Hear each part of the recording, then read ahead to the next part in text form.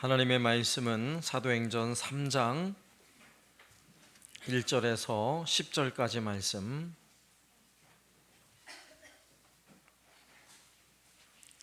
사도행전 3장 1절에서 10절까지 말씀 제가 봉독하겠습니다.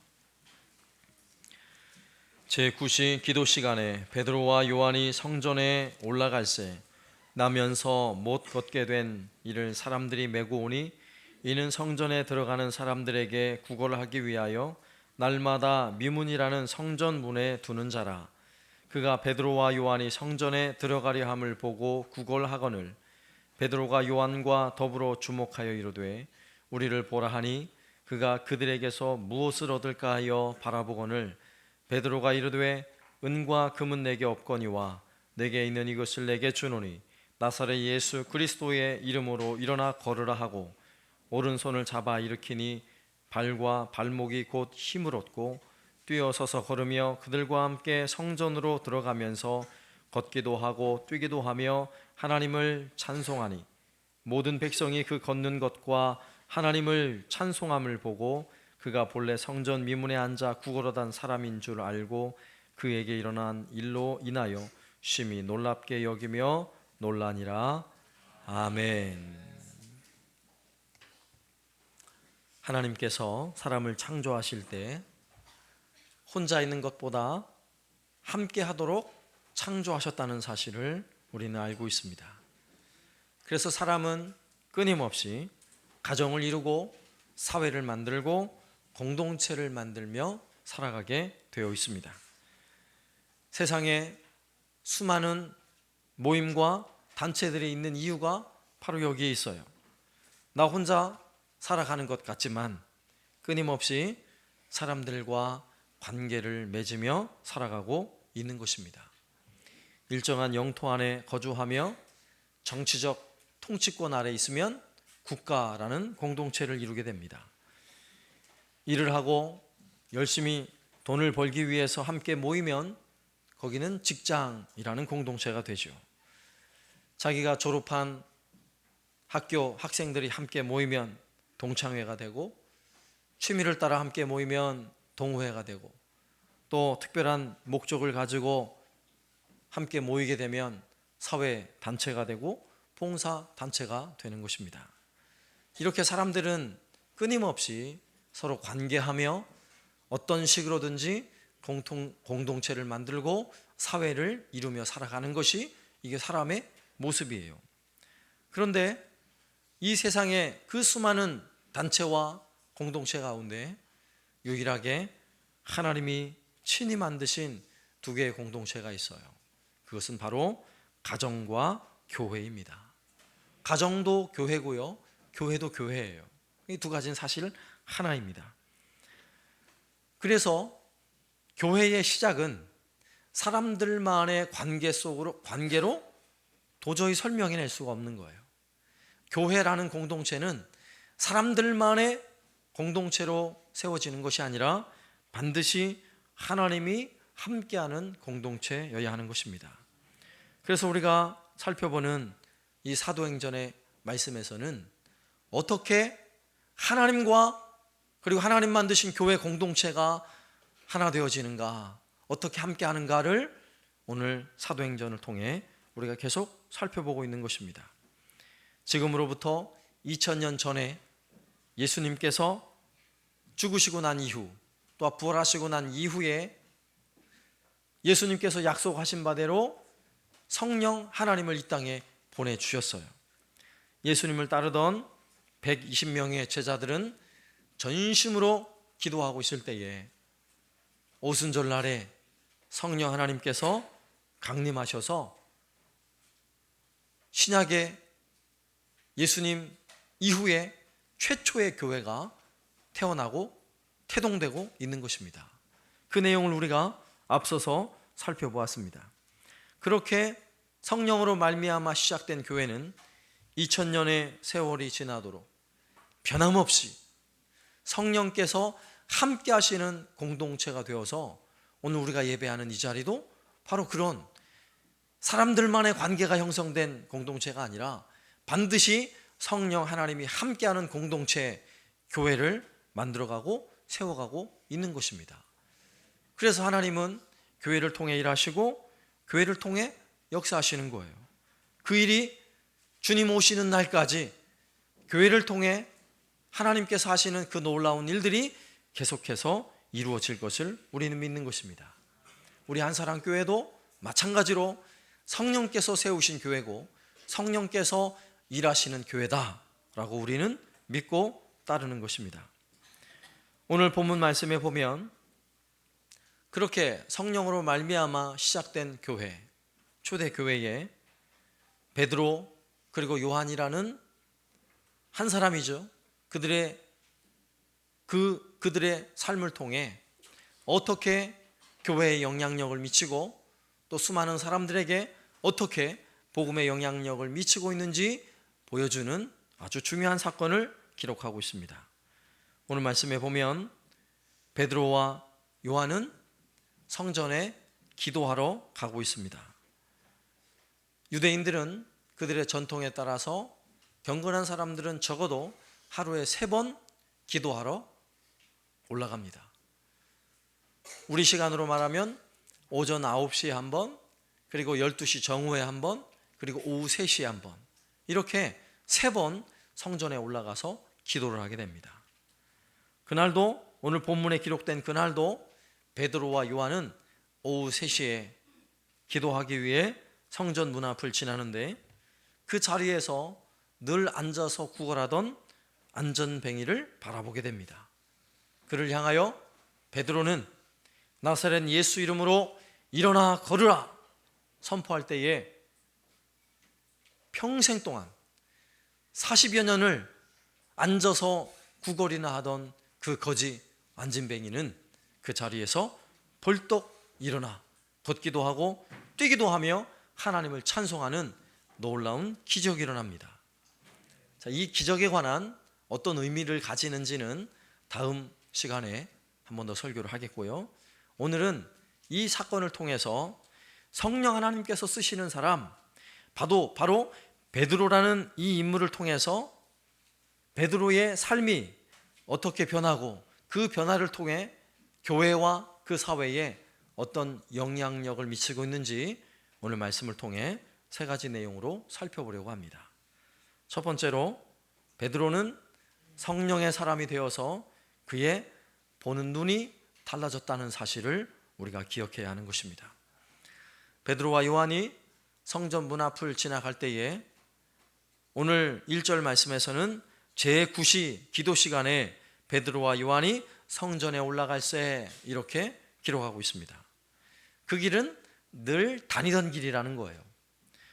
오늘 제9시라고 말하는 이 시간은 유대인들이 계산하는 시간이에요.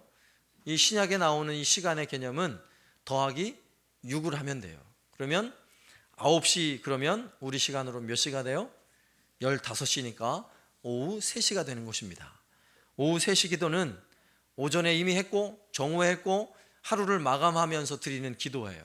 자, 이 기도를 하러 올라가고 있다는 이야기는 아침에도 갔고 점심에도 갔다는 이야기라고 말할 수 있어요. 그러면 그 자리에 앉아있던 안진뱅이를 아침에도 보았고 점심에도 보았을 거예요. 그리고 지금 오후 기도에 지금 올라가면서 그 안진뱅이를 보는데 적어도 지금 이 순간은 그 안진뱅이가 다르게 보이는 것입니다. 그리고 3장 2절 말씀에 보면 나면서 못 걷게 된 이를 사람들이 메고 오니 이는 성전에 들어가는 사람에게 구걸하기 위하여 날마다 미문이라는 성전 문에 두는 자라. 자, 이렇게 기록하고 있는 걸 보면 이 안진뱅이는 날마다 그 자리에 있던 사람이에요. 띄엄띄엄 오거나 그날 특별하게 온 사람이 아니라 거의 40년 평생을 성전 문 앞에 앉아서 구걸하던 거지라고요. 성전에 드나드는 사람들은 항상 오늘도 그 자리에 있구나 라고 바라볼 수 있는 사람, 늘 보던 사람이라고요. 그 앞에 지날 때 누군가는 무심코 지나갔을 것이고 누군가는 그래도 동전 하나를 던져주면서 불쌍히 여기는 마음으로 지나쳤을 거예요. 대부분의 사람들은 그를 거지 안진뱅이로 보고 늘 지나가던 그 자리, 베드로와 요한이 그날 오후 3시에 지나갈 때는요, 그냥 평범하게 구걸이나 하고 앉아있는 앉은뱅이로 보인 것이 아닙니다. 오늘 4절 말씀에 보니까 베드로가 요한과 더불어 주목하여 이르되 우리를 보라. 오늘 성경에서는 그들이 주목하였다라고 성경은 기록하고 있습니다. 그날 평소와 같이 그냥 스쳐 지나갈 수도 있는데 왜 앉은뱅이 그를 주목하게 될까요? 왜 그가 베드로와 요한의 눈에는 그날 특별하게 그가 내 눈에 들어오고 있을까요? 바로 이것이 성령께서 베드로의 마음을 감동시키시고 그의 눈을 열어준 것입니다. 거지를 그저 거기에 앉아서 구걸이나 하는 그런 거지로 바라보는 것이 아니라 오늘 성령께서 나를 통해 어떤 일을 하실지 그의 눈이 열려 보이기 시작한 것입니다. 이와 같은 놀라운 사실은 오늘날에도 우리에게도 동일하게 역사합니다. 우리가 성령이 이 자리에 함께 하시고 성령이 함께하는 공동체에 우리가 성도들이라면 성령은 내 안에 계시고 내 안에 계셔서 나로 하여금 눈을 열어주시는 거예요. 성령께서 우리의 눈을 열어주시면 평소에 내 눈에 보이지 않던 것이 보이게 되는 것입니다. 볼 수 없었던 것이 보여지게 되는 것입니다. 역대상 17장에 보면 다윗이 왕궁에 가만히 거닐고 있을 때에 갑자기 그의 눈에 뭔가가 보였어요.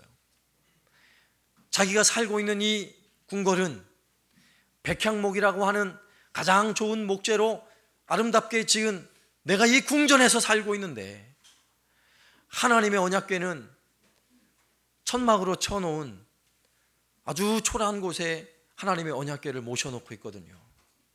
그날 갑자기 다윗의 눈에 왜 나는 백향목 궁에 거하고 왜 하나님의 언약궤는 저 텐트 속에 있어야 하는가? 이것이 보여질까요? 성령께서 그 안에 역사하니까 그것이 보여지는 것입니다. 그것은 그렇게 보여진 것은요 놀라운 사건이에요. 왜냐하면 하나님의 언약궤는 모세가 처음 언약궤를 만들고 성막을 지은 이후로부터 한 번도 건물 안에 거한 적이 없어요. 항상 텐트 안에 장막 안에 덮여 있었다고요.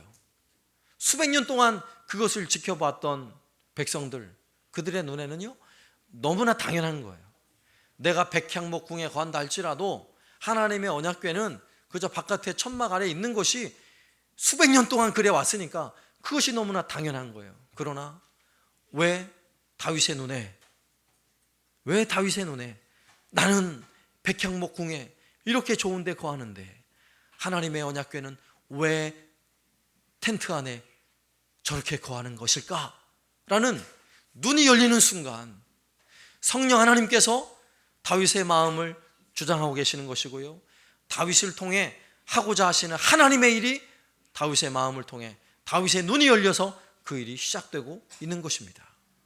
오늘 본문에서도 베드로를 통해 그냥 거지로 보는 것이 아니라 구걸하며 앉아있는 그 한 생명을 통해 하나님의 놀라운 구원과 하나님의 기적이 이루어질 것을 베드로는요 눈이 열려서 그것을 바라보고 있는 것입니다. 오늘 성령 하나님께서 우리의 눈을 열어주실 줄로 믿습니다. 우리의 눈이 열리면 그저 원망스럽기만 하던 남편이요 갑자기 측은히 여겨지는 거예요. 그동안 생각만 하면 열이 받고 분통이 터지던 그 사람이 가엽게 여겨지는 거예요.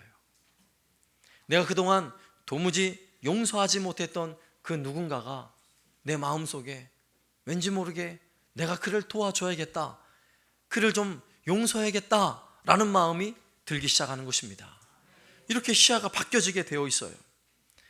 그동안 속썩이는 사춘기 자녀를 볼 때마다 가슴을 치며 분통이 터졌는데 성령께서 내 눈을 열어주시니까 그 아이를 통해 하나님께서 어떻게 역사하실지, 하나님이 어떤 일을 행하실지가 눈에 들어오기 시작하는 것입니다.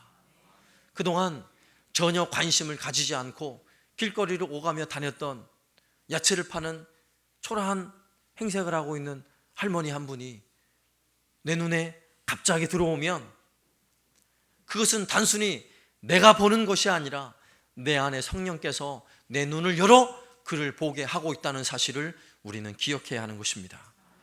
우리가 그동안 기도하며 내가 누군가를 꼭 전도해야겠다 내 마음에 품고 있는 그 한 생명, 그 한 영혼을 오늘 적어도 우리는 성령께서 우리의 눈을 열어 새로운 눈으로, 새로운 시각으로 바라보는 놀라운 은혜가 있기를 바랍니다.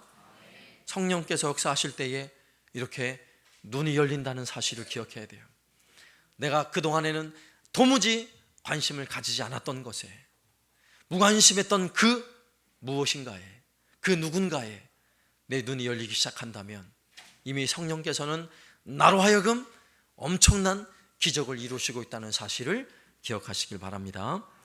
두 번째는요, 베드로의 말이 변화가 있다는 사실을 우리가 주목해 보아야 합니다. 베드로가 어떤 말을 하고 있는지 오늘 6절 말씀에 보면, 베드로가 이르되 은과 금은 내게 없거니와 내게 있는 이것을 내게 주노니 나사렛 예수 그리스도의 이름으로 일어나 걸으라 하고, 우리는 베드로의 형편을 오늘 말씀을 통해 보면 거기 앉아있는 거지나 별반 다를 바 없다는 사실을 알 수 있어요. 왜냐하면 오늘 베드로가 말하는 은과 금은 내게 없거니와, 이 말은 무슨 말인가 하면 금은보화를 나는 가지고 있지 않다라는 말이 아니에요. 나는 아무런 돈도 가지고 있지 않다, 나는 무일푼이다 라고 말하고 있는 것입니다. 베드로는 정말 아무것도 없는 사람이에요. 예수님을 쫓기 위해서 그가 가졌던 배와 물고기 집을 다 버리고 예수님을 쫓았던 사람입니다. 어찌 보면 그의 형편은 거기에 앉아서 구걸하는 거지나 베드로나 별반 차이가 없다고 우리는 생각해 볼 수 있어요. 우리는 이렇게 아무것도 가지지 못했을 때, 내가 남들보다 많은 것을 가지지 못했을 때 우리의 죄성이 드러나서 우리는 원망하고 불평하게 됩니다.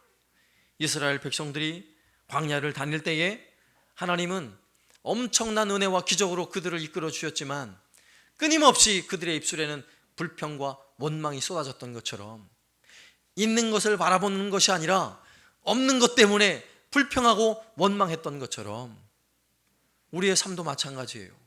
사실은 수많은 은혜를 주시고 수많은 복을 우리에게 주셨는데도 불구하고 우리는요, 금방 없는 것에 불평하고 금방 원망과 불평의 말이 쏟아져 나오는 것이 우리의 모습이에요. 베드로도 얼마든지 그럴 수 있다고요. 그럼에도 불구하고 베드로는 무엇이라고 이야기하고 있습니까? 그래, 나도 너와 같이 은과 금은 없거니와 내게 있는 이것을 내게 주노니, 내게 있는 이것을 내게 주노니. 베드로에게는요, 아무것도 없지만 내 안에 무엇이 있는지를 알기 시작했어요. 베드로가 가진 내 안에 있는 것, 그것은 무엇입니까? 오늘 말씀해 보니까 나사렛 예수 그리스도의 이름이라고 베드로는 이야기하고 있는 것입니다. 이것은 쉬운 변화가 아니에요. 그저 베드로가 말로 얼마든지 그럴 수 있다라고 우리가 생각할 수 있을 것 같죠? 절대로 그렇지 않습니다.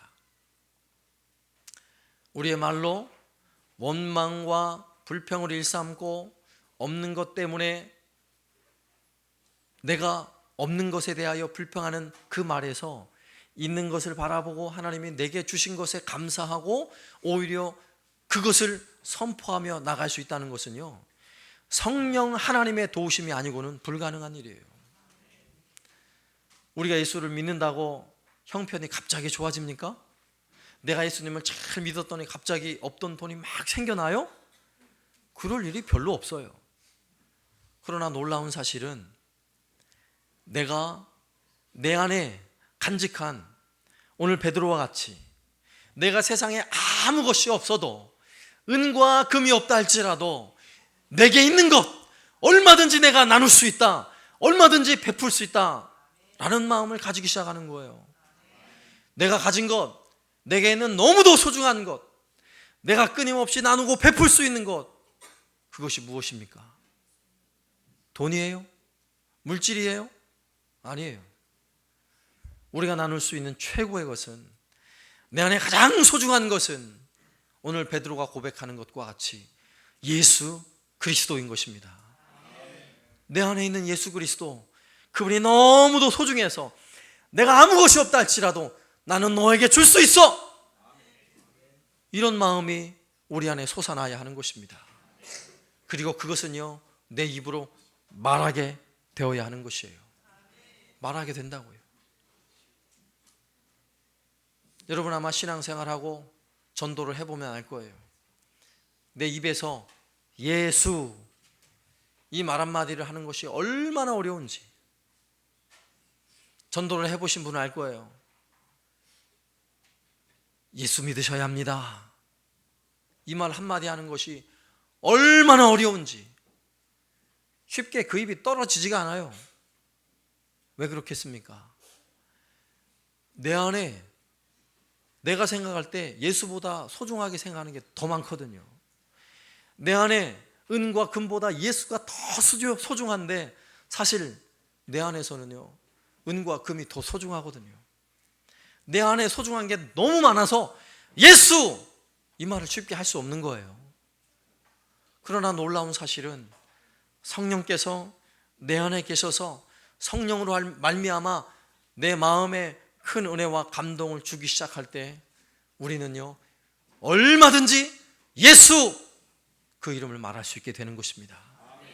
내가 아무 것이 없다 할지라도 참으로 연약한 자에게 예수 이름을 선포하면 얼마나 놀라운 은혜와 능력이 있을지를 선포하게 되는 거예요. 베드로는 불과 2달 전만 해도 그 입으로 어떤 말을 내뱉었는 줄 아세요? 예수님이 잡히시던 그날,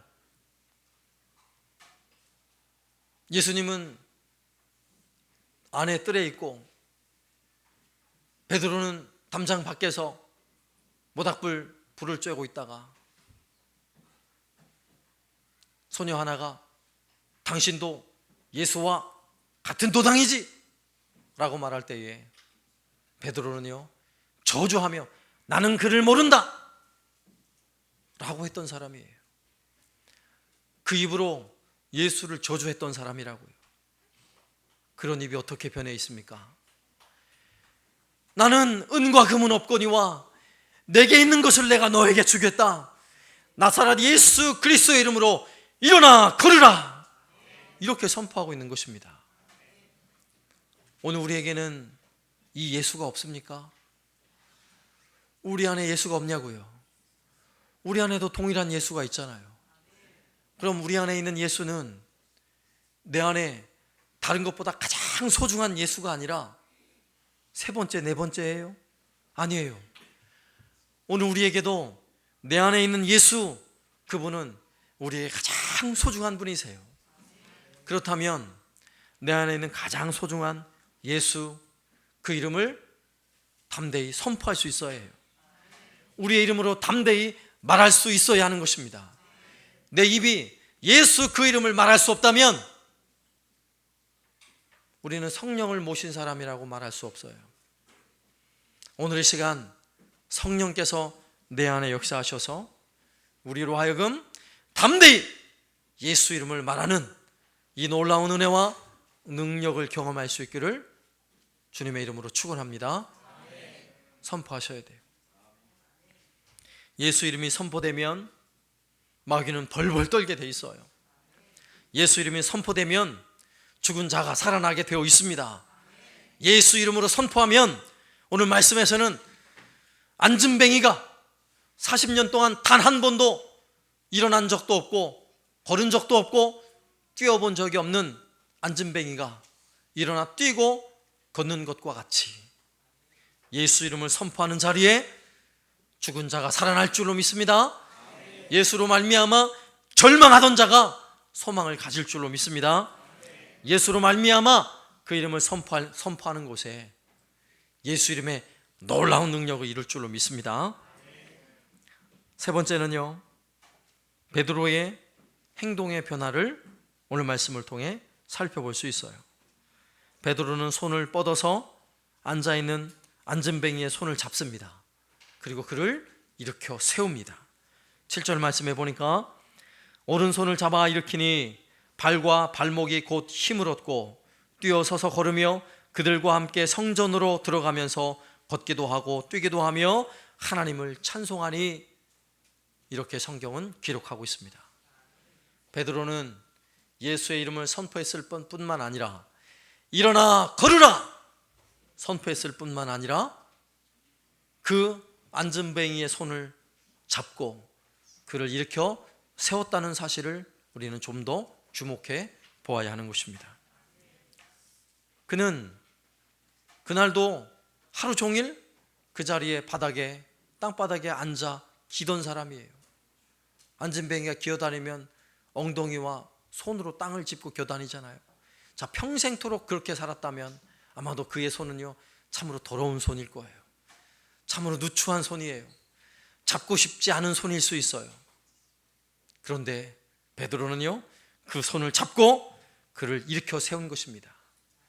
그는 베드로가 잡아 일으켜 세운다고 일어날 거라는 보장이 어디 있어요?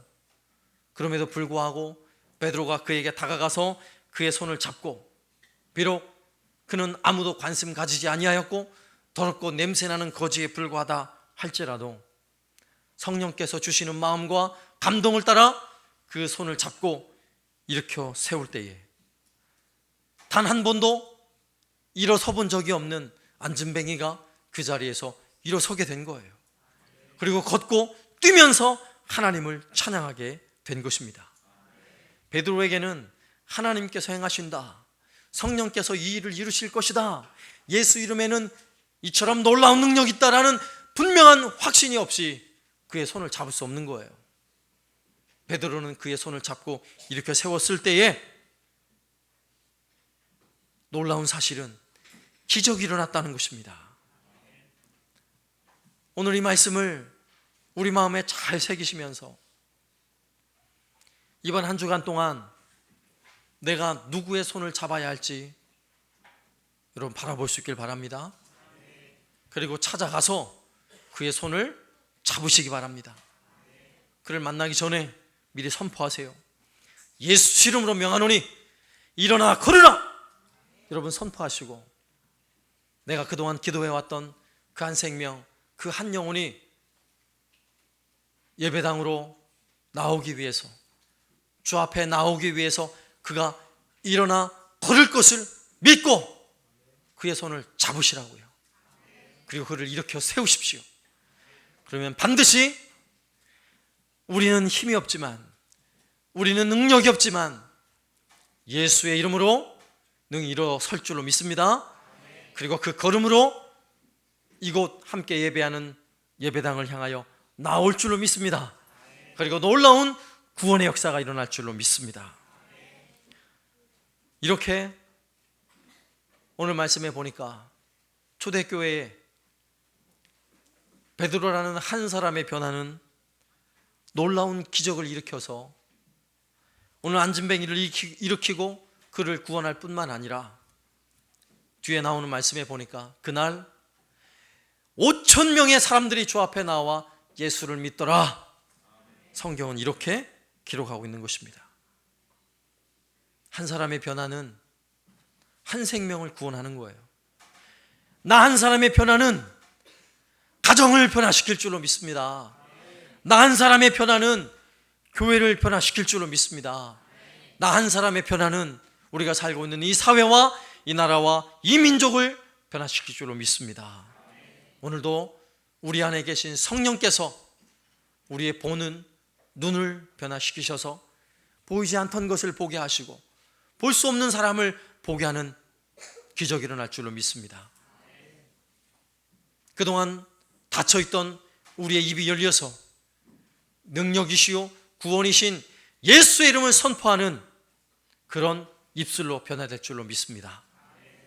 우리의 삶이 그저 머뭇거리는 인생이 아니라 믿음을 가지고 아무리 보잘것없는 사람이라 할지라도, 아무도 관심 가지지 않는 사람이라 할지라도, 아니 그동안 내가 무관심하게 여겼던 사람이라 할지라도 확신하는 마음으로 기꺼이 그에게 다가가서 그의 손을 잡고 일으켜 세우는 이 놀라운 기적과 능력을 이루는 저와 여러분 되시기를 살아계신 예수님의 이름으로 축원합니다.